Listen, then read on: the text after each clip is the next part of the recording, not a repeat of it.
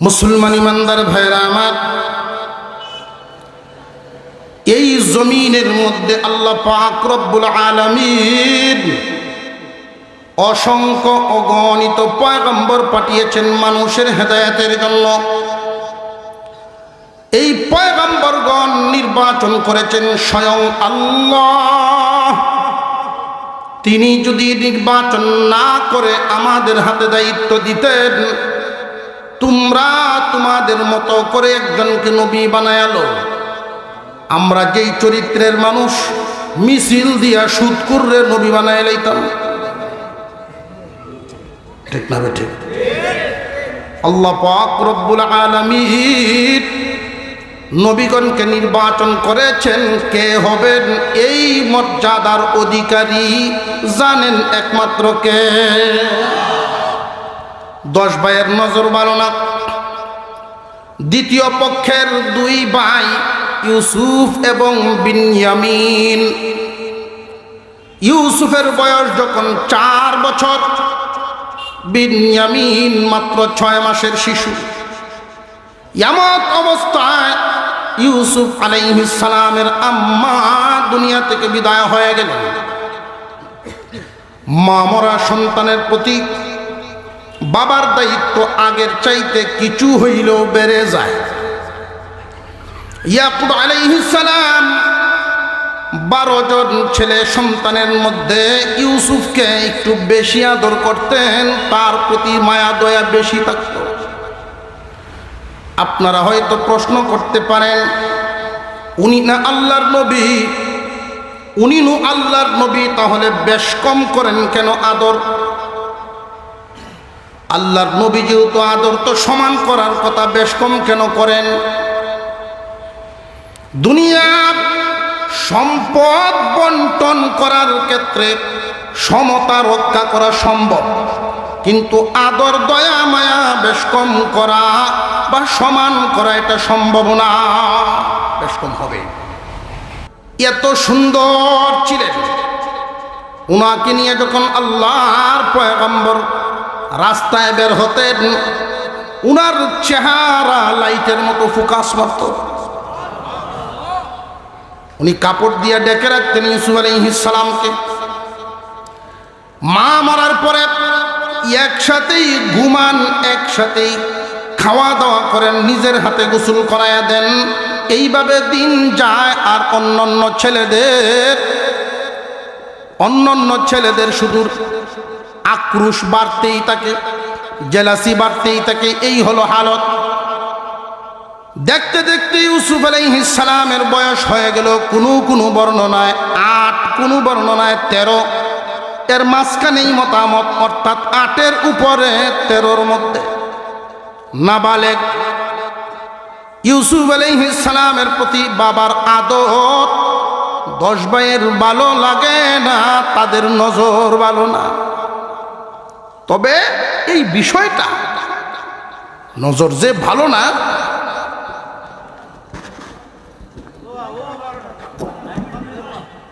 এই বিষয়টা বাবার নজরে ঠিকই ধরা পড়েনি না পড়ে না। ছেলে যে কোনো কৌশল করুক, যত বড় চালাকি করুক, ছেলের চলাফেরা দেখলেই মা বাবা বুঝতে পারে ছেলের বাপসাপ কি, আগের মতো না, অন্যরকম। হয়তো এখনকার ছেলেরা 8 পাস করার পরে, মেট্রিক পাস করার পরে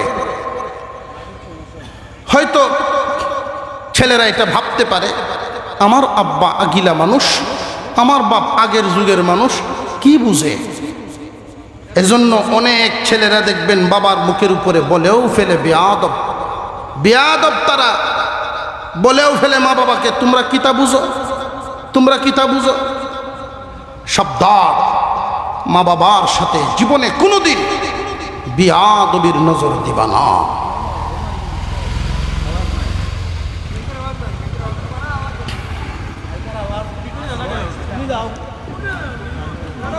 সুবহানাল্লাহি ওয়া বিহামদিহি সুবহানাল্লাহিল আযীম।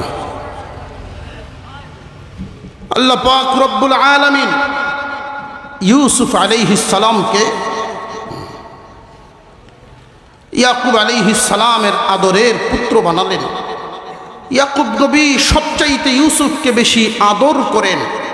এটা অন্য ছেলেদের কাছে ভালো লাগে না। আর কেউ বুঝতে পারুক আর না পারুক, ইয়াকুব নবী ঠিকই বুঝতে পারেন, বুঝেও কিছু বলেন না। হঠাৎ একদিন ইয়াকুব আলাইহিস সালামের সাথে ইউসুফ ঘুমিয়েছেন। ঘুম থেকে উঠেই একটা স্বপ্ন বলা শুরু করলেন।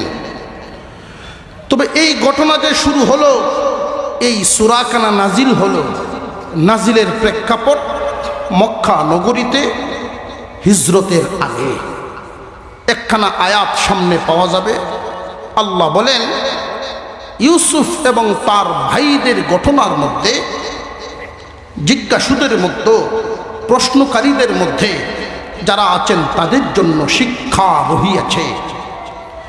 মক্কার মানুষ আমার আপনার নবীকে মাঝে মাঝে আটকাইবার জন্য কিছু কিছু প্রশ্ন করত।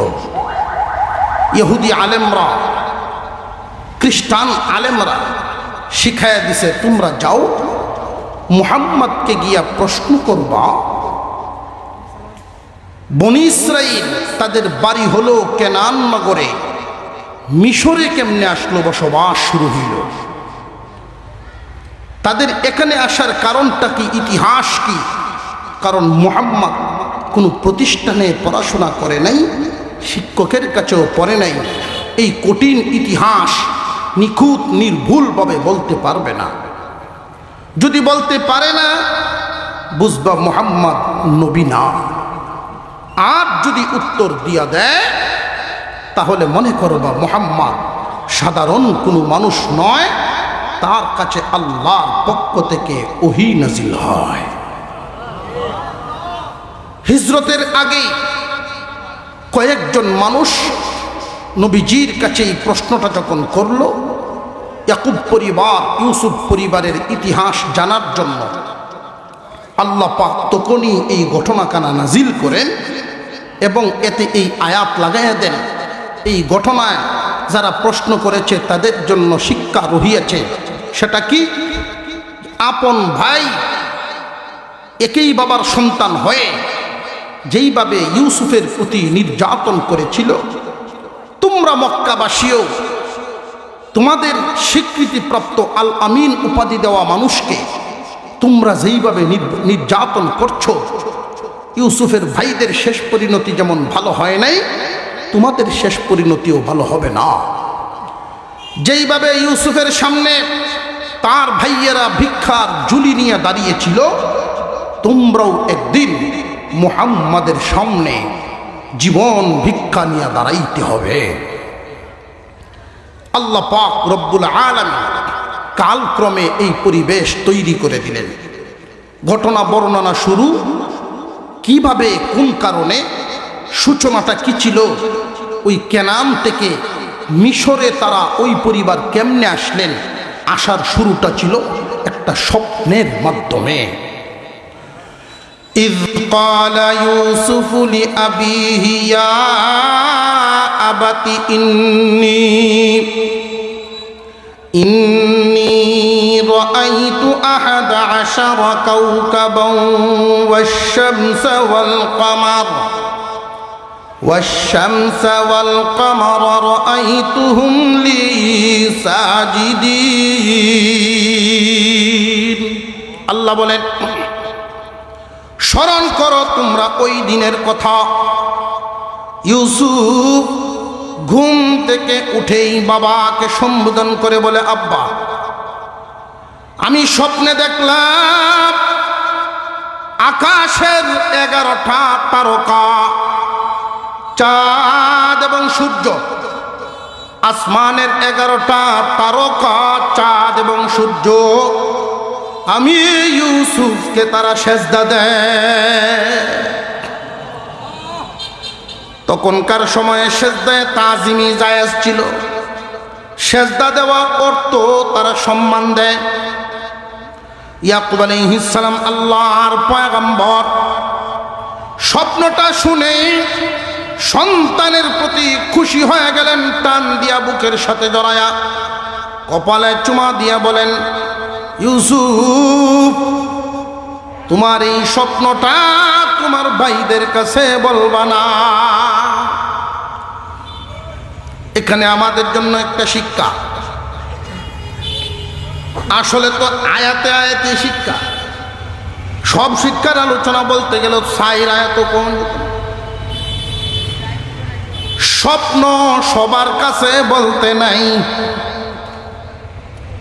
তাহলে কার কাছে বলা? ইউসুফ আলাইহিস সালাম বলছেন তো তার আব্বার কাছে। আমরাও কি আব্বার কাছে কইমনি যে সব আব্বা তো ইউসুফের আব্বার মতো না? ইউসুফ আলাইহিস সালামের আব্বা যেমন একজন বাবা, এইভাবে একজন নবীও। ইউসুফ আলাইহিস সালামের বাবা ইউসুফকে ডাকতেছেন, ক্বালা ইয়া বুনাইয়া। ইউসুফ বলেও তো ডাকতে পারতেন, ইয়া বুনাইয়া বলে ডাক দিলেন। খুব ভালো করে জেনে রাখবেন, আল্লাহ পাক রব্বুল আলামিন আমাদেরকে যেই সন্তানাদি দান করেন, এদেরকে লালন পালন করার পদ্ধতিও আল্লাহ শিখাইছেন। আমরা আমাদের সন্তানদেরকে ডাকি, ডাকার নিয়ম মতো ডাকি না। বাবার দায়িত্ব সন্তানের একটা সুন্দর নাম রাখা, এই নামটা সারা জীবন সুন্দর করে ডাকা।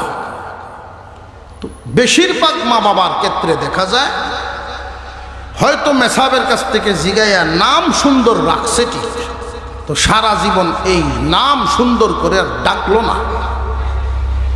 নাম রাখছে কামরুল ইসলাম, বাপ সারা জিন্দিগি কাটাইলো, কামরুল ইসলাম আর কোনোদিন ডাকলো না।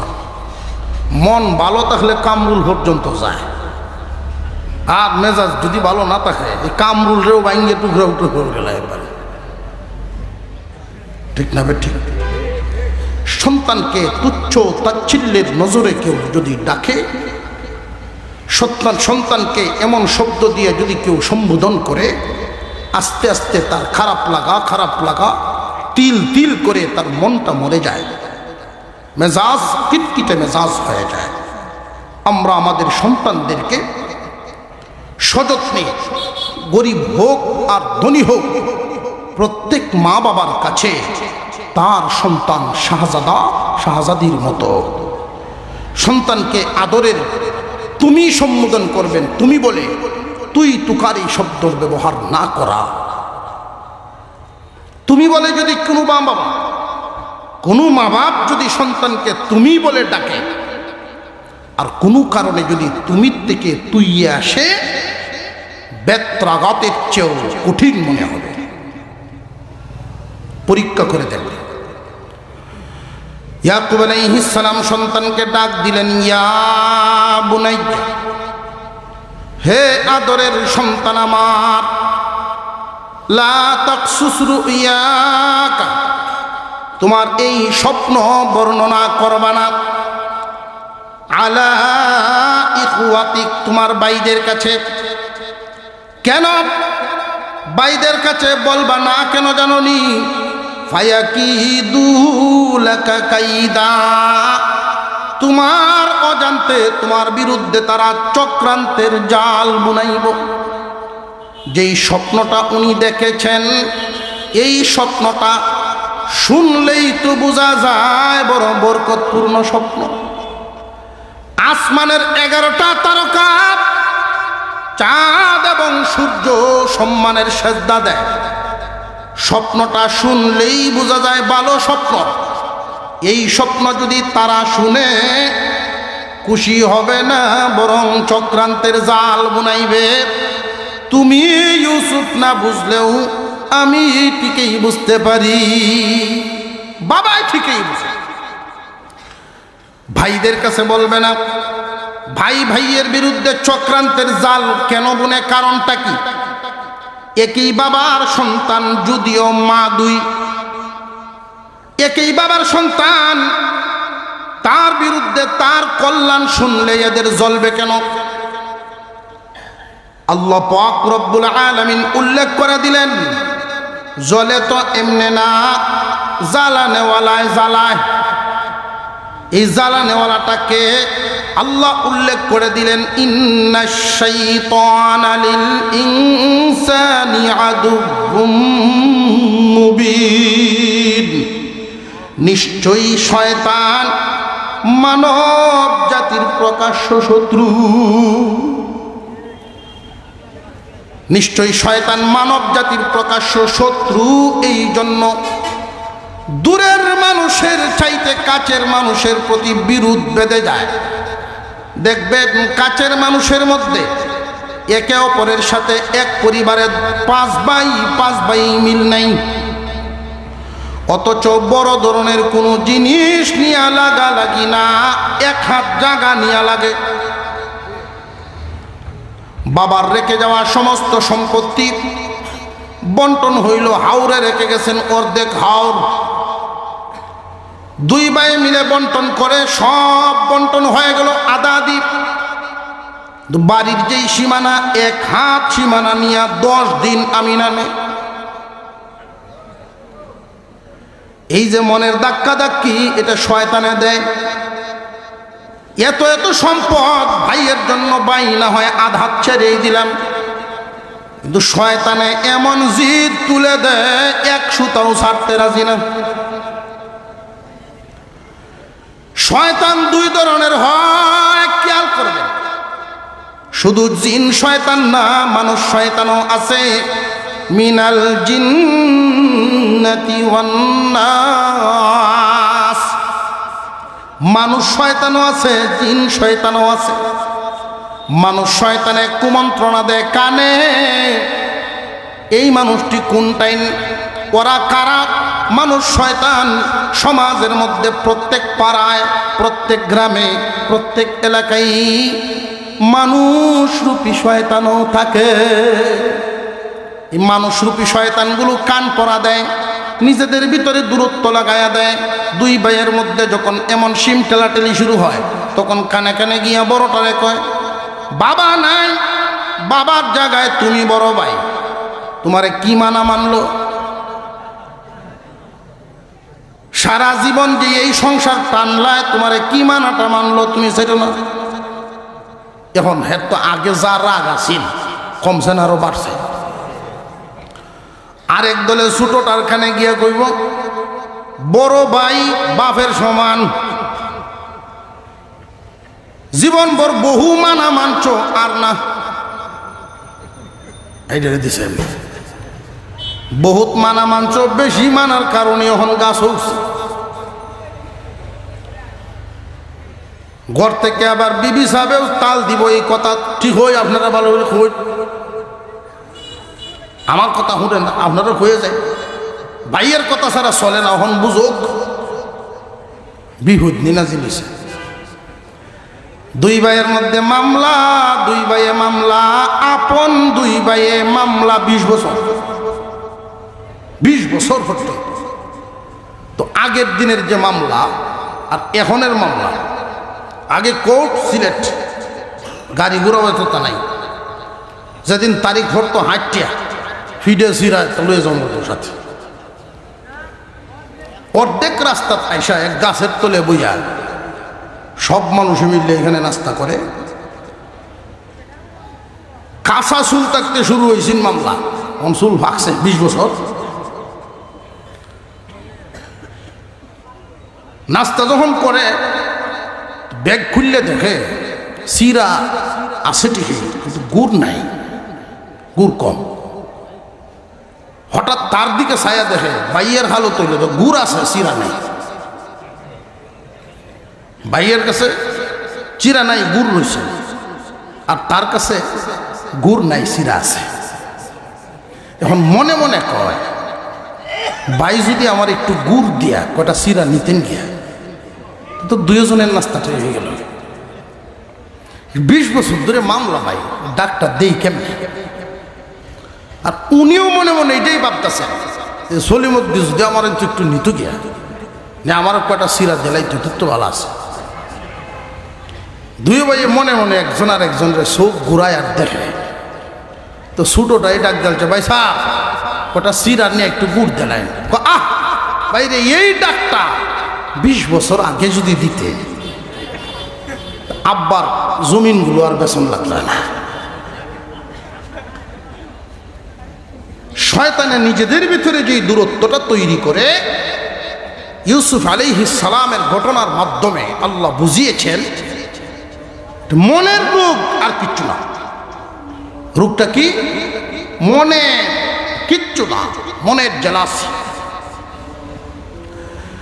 ইউসুফ আলাইহিস সালামকে তার আব্বায় বুঝায় দিলেন, তোমার স্বপ্নটা তোমার ভাইদের কাছে কইও না, কারণ তারা তোমার বিরুদ্ধে চক্রান্তের জাল বুনাইব।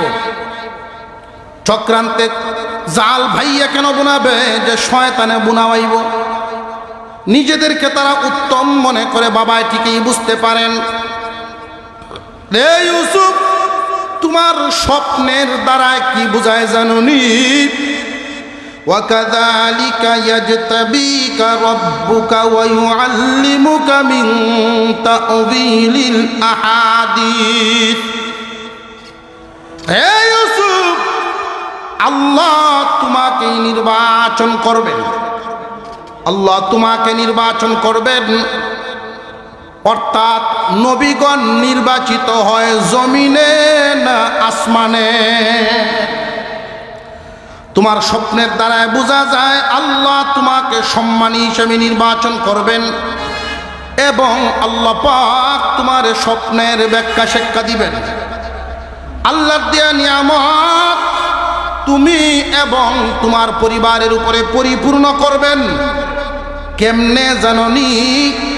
যেমনে তোমার পূর্বপুরুষদের উপরে আল্লাহ দিয়েছেন। পূর্বপুরুষ কারা? ইসহাক এবং ইব্রাহিম। তাদের উপরে আল্লাহর রহমত ছিল না ছিল না? এই রকম রহমত আল্লাহ তোমারেও দিবেন। তবে এই স্বপ্নটা তুমি কইও না। কোন মুফাসসিরিনে কেরাম বলেন, পিতা পুত্রের আলোচনাটা ভাইদের মধ্যে একজনের বিবি শুনে ফেলেছেন। বেড়ার পাশে কান লাগাইয়া এক ভাইয়ের বিবি শুনে ফেলেছেন। যেই মাত্র ভাইগণ বাহির থেকে আসছেন কাজ কাম সেরে, বাবি তাদের কানে কানে বলে দিয়েছেন, শুনছনি ইউসুফকে আব্বা এমনি আগের থেকে আদর করে। আজকে ঘুম থেকে উঠে ইউসুফ আব্বাকে একটা মিথ্যা স্বপ্ন শুনাইল। এমন এক স্বপ্ন, আব্বা তো খুশি হইয়া ইউসুফের কপালে চুমা দিছে এবং বলছে, আল্লাহ তোমাকে নির্বাচন করবেন, আল্লাহর নিয়ামত তোমাকে দান করবেন, তোমার উপর পরিপূর্ণ নিয়ামত দিবেন। তোমার উসিলায় ইয়াকুব পরিবার অর্থাৎ আমার পরিবারও নিয়ামত প্রাপ্ত হবে। আগের থেকেই তো তারার অন্তর জ্বলে। এখন কান পড়ায় কি অন্তর ঠান্ডা না আরো গরম? এমন গরম হইছে, উত্তেজিত হইয়া তারা পুরাপুরি সিদ্ধান্ত নিয়ে নিল, আর সহ্য করা যায় না, ইউসুফকে আব্বার সামন থেকে সরাইয়া দাও। ইউসুফকে বাবার সামন থেকে সরাইয়া দিতে হবে। তো সরাইতে যদি হয় দুই পদ্ধতি। এক নম্বর পদ্ধতি হলো দুনিয়া ছাড়া করে ফেলা, অর্থাৎ উকতুলু ইউসুফা, ইউসুফকে মেরে ফেলে। আর যদি দুনিয়া ছাড়া করাটাকে বড় পাপ মনে হয় তাহলে দেশান্তর করতে হবে, অর্থাৎ বাপ পুতের মধ্যে দূরত্ব তৈরি করতে হবে, যেন পিতা পুত্রের মধ্যে কোনো মিল মহব্বত আর না থাকে। ইউসুফ যখন থাকবে না তখন আব্বা আমাদের ছাড়া আর কিছুই দেখবেন না, সম্পূর্ণ আমাদের দিকেই নজর দিবেন। আমরা যে আব্বার থেকে ইউসুফকে দূর করব, যদিও দেশ ছাড়া করি, মার্ডার না করি, বাড়ি ছাড়া করলে একটা গুনাহ তো আছে। এই কাজটা করে না হয় তওবা করে ফেলব, ঠিক কথাও আবার কয়। জান্নে বুঝে গুনাহ আর না জান্নে গুনাহ দুইটা কি সমান? সমান না।